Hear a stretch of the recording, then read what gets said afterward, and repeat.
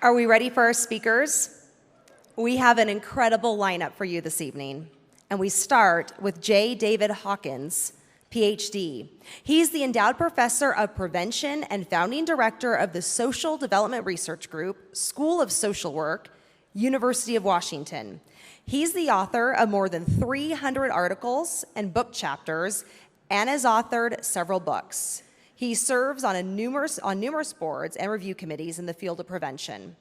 In 2014, he was recognized by Governor Gary Herbert for his outstanding contributions to the health and well-being of youth.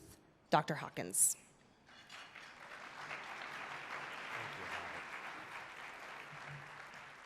Thank you, Holly. Those of you who know me know that my father-in-law was an Irish immigrant to this country, and he would introduce me differently than Holly did. He'd say to you, "I'd like you to meet my son-in-law, Dave. He's a doctor, but it's not the kind does you any good." Before I was a university professor, I was a probation officer, and I'll come back to that in a bit. But I would just say, when I say before that, I'm reminded of a trip that Maureen and I took to Ireland a number of years ago. We were visiting our cousins in County Roscommon, the Mahan family, and they didn't have a phone. They knew we'd get there sometime that week, but we knocked on the door, and Mrs. Mahan opened the door, and she said, "We're so glad you've come home. Come in."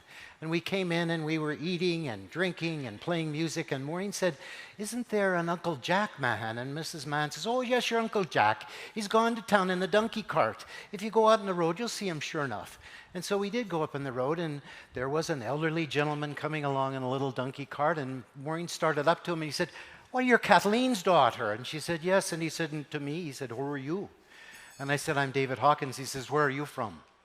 And I said, "Well, I'm from America, and the United States is before that." And then I knew what he was after, and I worked our way through the lineage, but finally I said to him, "Well, as far as I know, Hawkins is an English name from County Cornwall in England." Uncle Jack Mahan never spoke to me again. He's passed from this earth, God rest his soul.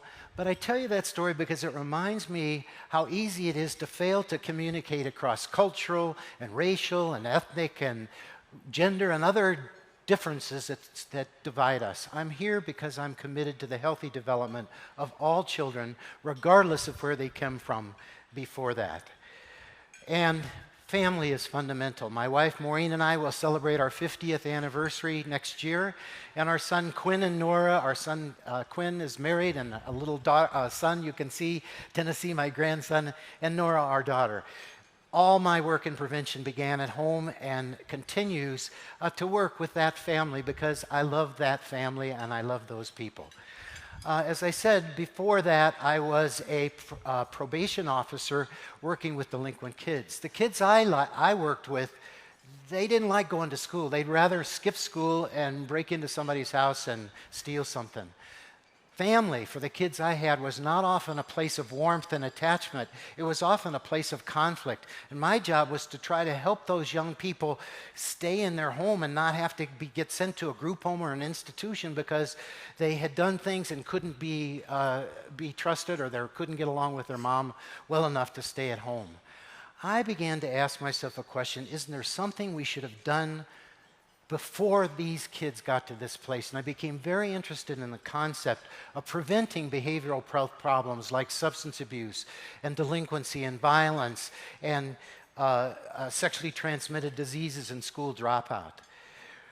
When I got to the university, we began to look around and say, well, what has been done in prevention? And you may not be as old as I am, but if you are, you'll remember back to the 1970s.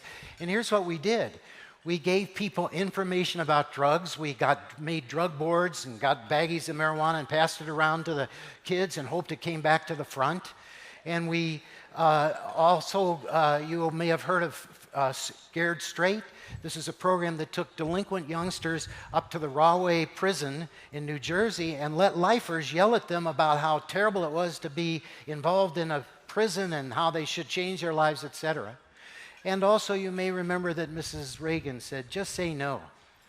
Well, people did controlled studies of those programs, and what they found was that, in fact, there was no decrease in drug use as a result of the information programs. In fact, those information programs actually increased the likelihood that kids would use in the month or year following that exposure than kids who you just left alone. Scared Straight also had deleterious effects on delinquents. Those kids who got yelled at were more likely to do delinquency in the year after they were yelled at than the kids who were just on probation and left on probation. The doctors who do you good have an adage. They say, above all, do no harm. And if we're going to be serious about investing in prevention, then we've got to do no harm. And what I want to just assert to you is that great ideas, good ideas that seem logical, that haven't been tested in well-controlled trials, can do more harm than they do good. When I got to the university, I began to work with my research partner there, Rick Catalano, and we said, well, who's been effective in prevention? And we really thought about cardiovascular disease, heart and lung disease. And we realized that there had been a study in Massachusetts that had studied what are the risk factors for heart and lung disease. And today in America, we all know what they are. Smoking, a sedentary lifestyle, a diet high in fat, and a family history. But some of those are lifestyle choices. And then today, in America, we've had a sea change in lifestyle. There's nobody smoking in this building or in this room. In America today, if you don't exercise, at least you feel guilty. We know we should do it. And so what we began to realize is that we could take that same approach and address the problems of children's behavioral health by trying to identify the risk factors that predict whether kids get involved in delinquent behavior or drug abuse and other problems. And today in America, research has identified two types of predictors: risk factors that increase the risk of problem behavior, and protective factors that, when present in a family or a school or a community, actually reduce the likelihood that children will get involved in drugs or delinquency or violence, even in the presence of risk. We've made real progress. We've identified those risk and protective factors. Today, if you go to the Blueprints for Healthy Youth Development at the University of Colorado, you'll find over 80 tested and effective, well-tested, effective preventive interventions that are available to us in America today. We also know that some of those are school curricula, like Botvin's Life Skills Training Program. And I just want to congratulate the state of Utah, the governor and the legislature of this state, for adopting Botvin's Life Skills Training and putting it in place. I was talking to Rhett earlier.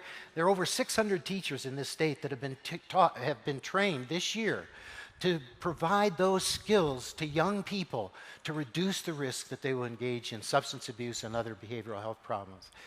And the other thing that we know is that we, as parents, can strengthen protective factors in our families by using something that is called the social development strategy. And I want to talk to you about that this evening.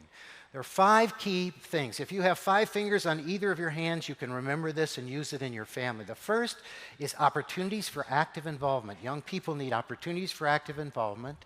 Second, they need the skills to be successful in the opportunities they have. Third, they need recognition for their efforts, their improvement and achievement. I got to keep up with myself here. And when they do, that builds a sense of bonding or connection or emotional attachment between those young people and their parents or those people who provide those opportunities, skills, and recognition. And when you feel bonded to people, you care about their standards for behavior. A lot of people didn't care that Mrs. Reagan said, just say no, because they didn't really care that much about her. But if your mom tells you something and you feel close and bonded to your mom, it can make a difference, or your father. So let's just think about these briefly. Opportunities for active involvement. That means if you have an infant, you pick up that infant rather than just leaving the infant in the layout or in the car seat.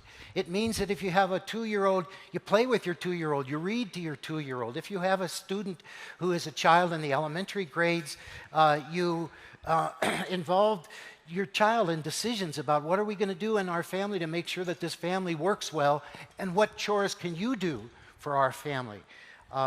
Also doing things with your child and with your child in that year. in those years. And in high school, as your children get older, actually talking to them about what should be a reasonable curfew and doing things that might be community contributions that you can do together with your young person. So opportunities for active involvement are very important because they give the start of a sense of belonging to a family or a unit. When you provide opportunities, make sure you build on individual characteristics. Our kids are different from each other, even my kids. Peas from the same pod as far as I know, but they have very different personalities. So you need to be able to focus on what are this child's interests and skills and create opportunities that match that, make them meaningful and age appropriate, and match them, as I said, to young people's interests and abilities, and show young people that they're valued. So opportunities for active involvement. The second thing that is important is kids need the skills to be successful in those opportunities.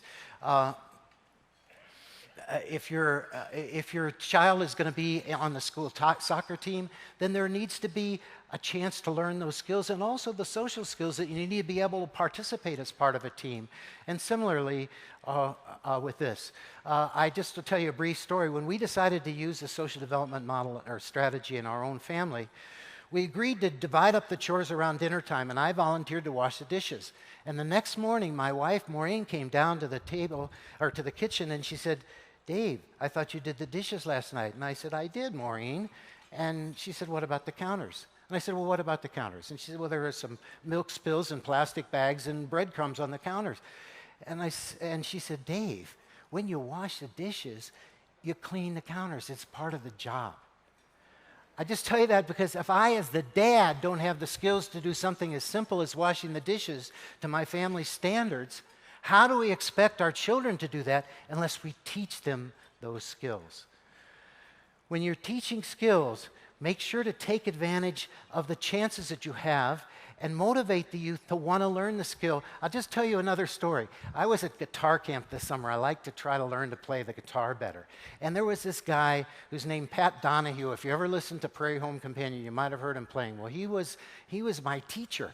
And I was really excited to be in his class, I thought. And I went to the first day of class, and he comes in, and he just plays these incredible riffs on the guitar. It was just great. And that motivated me to want to learn to play like Pat Donahue could play. And then he said, "Now we're going to learn how to play that, what I just played."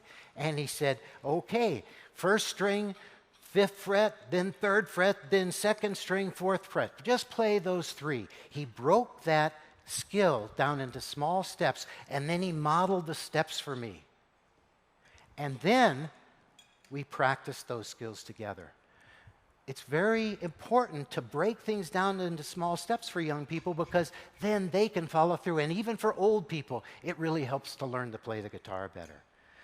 The third piece is recognition for skillful performance. So if your child is on the soccer team, and if he's been developing those skills, but sometimes he gets angry or she gets angry when the ref calls him for a foul, and then you notice that your child is not yelling back or stomping off, but just behaving as you would hope they would behave, recognize that improvement. Recognize it.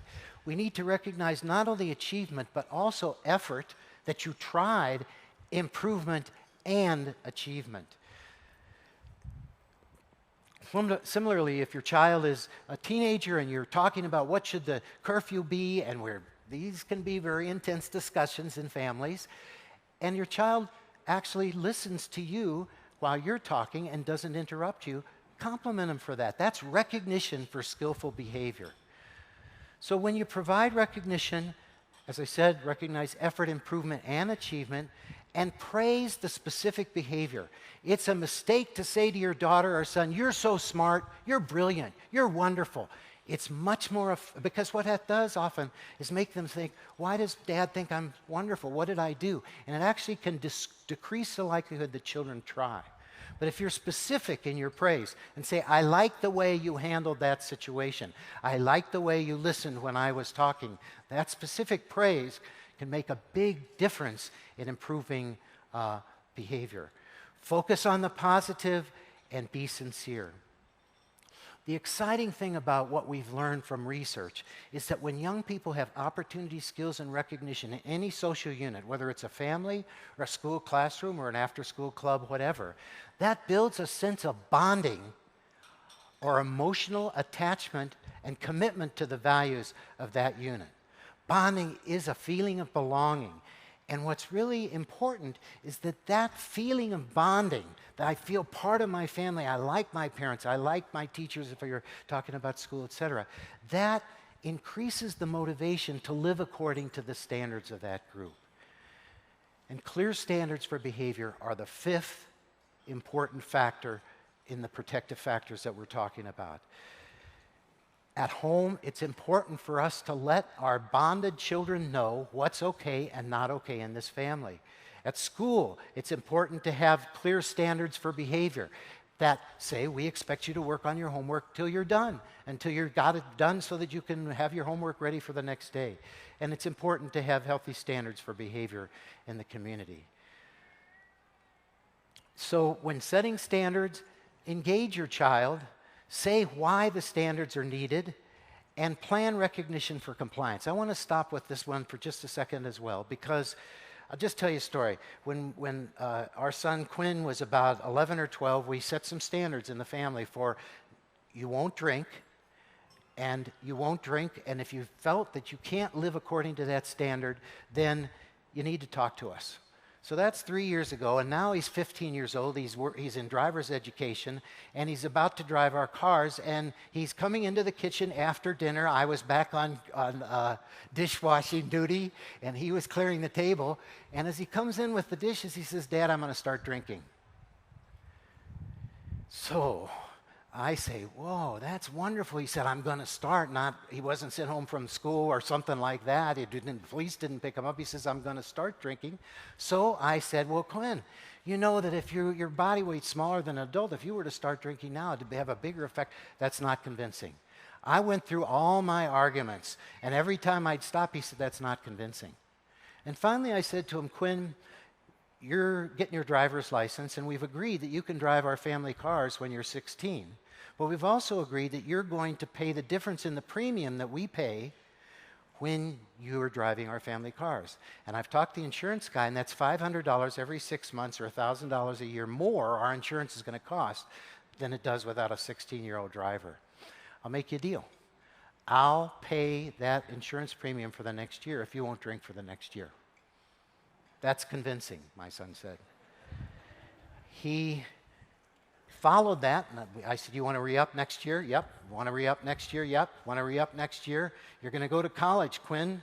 If you don't drink until after you're 21, then you're on your own. I'll buy a car." That's convincing.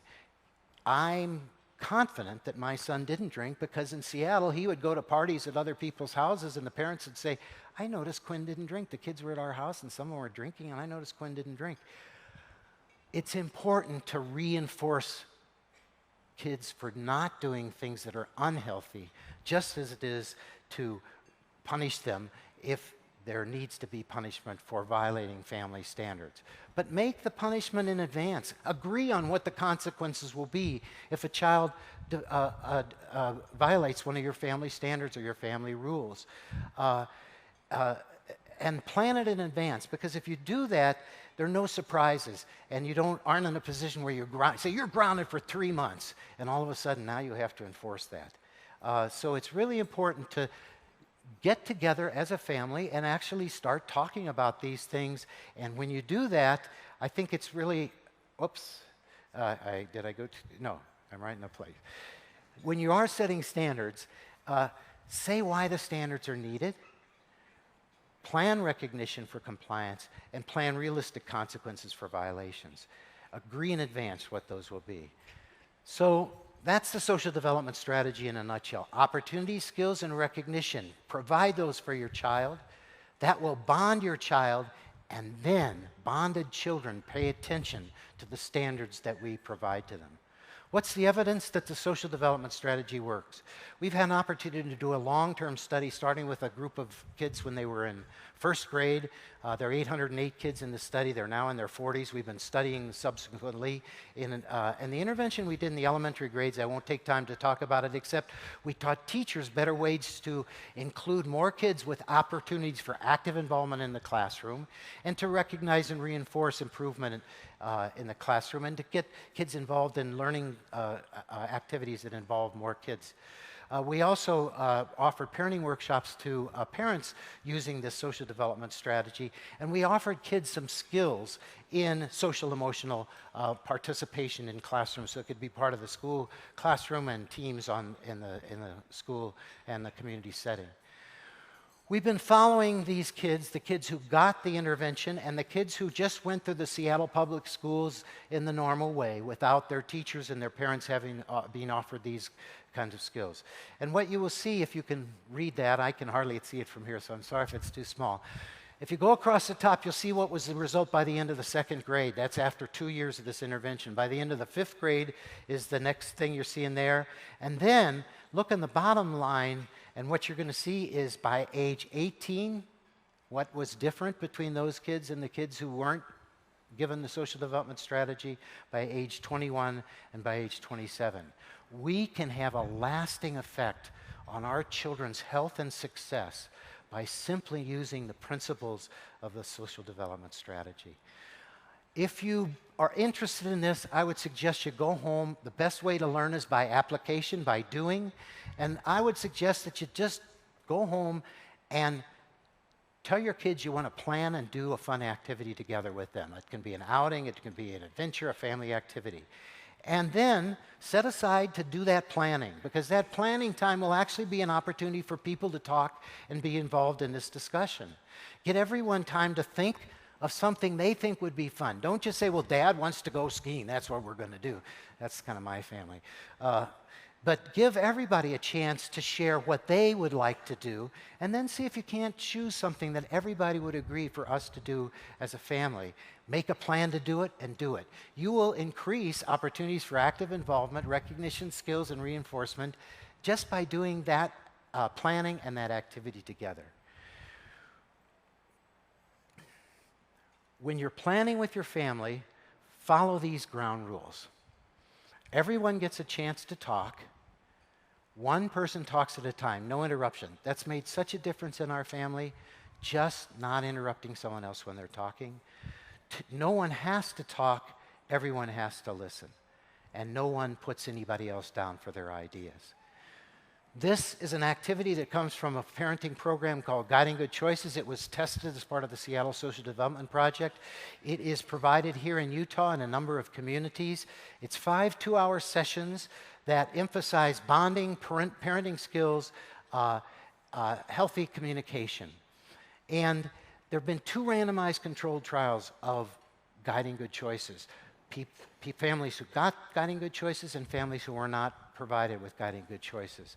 And what we have seen is significant reductions in the children in those families, in substance abuse, in delinquent behavior, and even surprising to us, in depressive symptomatology among the children in those families. It's cost beneficial as well. So if you're interested in Guiding Good Choices, here are some resources, some of whom are here. Places, organizations that provide Guiding Good Choices here in the state of Utah. So to summarize, we've come a long way. We now have over 80 tested effective prevention strategies. We don't have to rely on we think what might work, but we know what will work. We have tools to prevent drug abuse and behavioral health problems, and yet we aren't widely using those evidence-based programs. And that's why I'm so excited to be here in Utah, because of the commitment the governor and the legislature have made to making sure that all school children who are entering the middle school years can have the Botman Life Skills Training curriculum, which will have big effects on their subsequent behavior. Demand, you as a parent, when you go to your school and they say, oh, we're doing this new program, or we've got this wonderful thing, just ask the simple question. What's the evidence that this works? It's really important for us to know whether what we're promoting and doing and spending public funds on really makes a difference in terms of children's outcomes. It will ensure healthy social development and prevent behavioral health problems. I want to leave you with a little challenge. We know that these parenting programs work. And yet, if you went to your pediatrician or family practice doctor and said, hey, I need to get some skills. I've got a kid who's about to become a teenager. I know that this is a time of risk. I know that there's a lot of influences on my son or daughter, and I really need some help in providing the tools and getting the tools and skills I need in order to prevent my son or daughter from getting into these behavioral health problems. You wouldn't be able to get that, I would submit, from any primary care provider that you are currently going to. There are a number of reasons for that, but one of the reasons is because we don't ask for it from our doctors. We don't ask them to give us evidence-based preventive skills as parents so that we can ensure the healthy development of our children. Thank you very much.